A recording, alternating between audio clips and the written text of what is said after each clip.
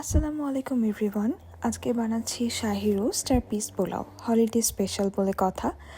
So ফার্স্টে 4 piece ম্যারিল্যান্ডকে আড়াআড়ি কেটে নাইফ দিয়ে এবার এখানে কাশ্মীরি রেড চিলি পাউডার আর লবণ দিয়ে কিছুক্ষণ ম্যারিনেট করার জন্য রেখে দিয়েছি। এবার একটা ব্লেন্ডারে পেঁয়াজ, বেরেস্তা, কাজু বাদাম, কিশমিশ এবং সামান্য কিছু পেঁয়াজ দিয়ে সেটাকে ব্লেন্ড করে নিয়েছি।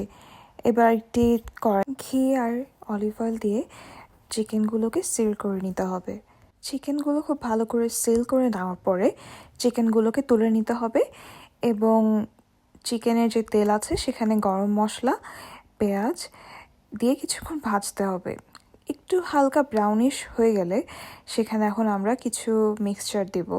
এবার আমি আগে থেকেই করে রাখা টক দই, টমেটো কেচাপ, আদা বাটা, রসুন বাটা, সব ধরনের গুঁড়ো মশলা, জাস্ট হলুদ পাতে এবং সাথে শাহজিরা, জয়ত্রী, জয়ফল গুঁড়ো আর সেই যে পেঁয়াজের ব্লেন্ডারটা ছিল কাজু বাদামের, সেটা একসাথে মিক্স করে দিয়েছি। এখন আমি এটাকে সুন্দর করে নেড়ে নিচ্ছি এবং এটাকে খুব ভালো করে কষাতে হবে। এবং আমি একটু ট্রাই করে দেখেছিলাম যে একটু লবণ লাগতো, এই লবণ দিয়েছি।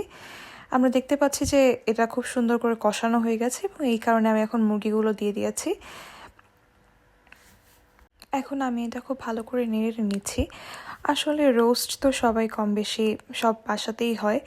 আমি জাস্ট আজকে ভাবলাম যে আমি আমার ভার্সনের রোস্টটা শেয়ার করি, যেটা আমি প্রত্যেকটা হলিডেতে বানানো ট্রাই করি আর কি। এবং এই রেসিপির টেস্ট অনেক বেশি শাহি হয় অ্যান্ড অনেকটা বিয়েবাড়ির মতো হয়। এখন আমি এখানে কাঁচামরিচ দিয়ে দিচ্ছি এবং এটাকে খুব ভালো করে নিচে যাতে ধরে না যায় সেই জন্য ধীরে ধীরে নিচে নেড়ে দিতে হবে, কারণ নিচে ধরে গেলে খুব বাজে একটা গন্ধ হয়। আমি এখানে গুঁড়া দুধ দিয়েছি, এখন দিয়ে দিচ্ছি সামান্য লেবুর রস। এবার এতে সামান্য কেওড়া জল অ্যাড করছি। আমার রোস্টের রেসিপি যদি ভালো লাগে অবশ্যই আমাকে জানাবেন। এখন এখানে সামান্য পরিমাণে বেরেস্তা দিচ্ছি একদম ফাইনাল টাচ হিসেবে।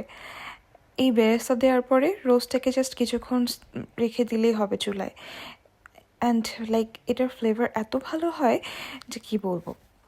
এবার তাড়াতাড়ি পিস পোলাও বানিয়ে নিয়েছি।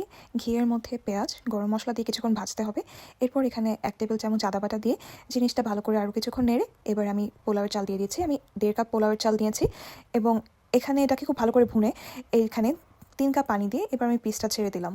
পিসটা দিয়ে নাড়ার পরে যখন চাল আর পানি সমান সমান হয়ে যাচ্ছে, ঠিক তখন আমি একদম অল্প আঁচ দিয়ে এখানে দিয়ে দিচ্ছি 1 টেবিল চামচ গুঁড়া দুধ এবং এই জিনিসটাকে আমি ঢেকে দিচ্ছি। তৈরি হয়ে গেল আমার খুব ইজি পিস পোলাও আর শাহি রোস্ট।